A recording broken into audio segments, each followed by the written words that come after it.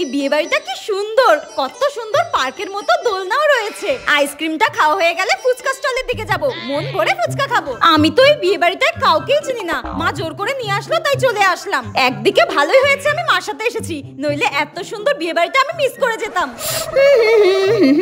এই যে শোনো, তুমি অনেকক্ষণ থেকে দোলনা চড়ছো, এবার আমি দোলনা চড়বো, ওঠো।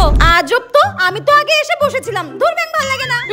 সারাক্ষণ যেন বসে থাকবে। ধুর, কি সুন্দর দোলনা চড়ছিলাম, উঠিয়ে দিল। আমি তো আগে গিয়ে বসেছিলাম, কেন যে কাউকে মুখের উপরে কিছু বলতে পারি না। যাই হোক, কি আর করা যাবে, অত ভেবে লাভ নেই, ফুচকাটাই মন ভরে খাই। আজব তো, ফুচকাই তো খাচ্ছি, কাকিমাগুলো ওইভাবে তাকিয়ে আছে কেন? এমন ভাব করছে যেন বিয়ে বাড়ির সব স্টলের ফুচকা আমি একাই খেয়ে নিচ্ছি। এই রে, ফুচকাটা একটু বেশিই বড় হয়ে গেল। এত বড় হা করে খাওয়া যায় নাকি? আমার লিপস্টিকটাই মনে হয় উঠে গেল। আর ফুচকা খাস না? মা দাঁড়াও না, আর কটা খাই। বিয়ে বাড়ির ফ্রি ফুচকা বলে কথা, যতক্ষণ না পেট ভরবে ততক্ষণ খাবো।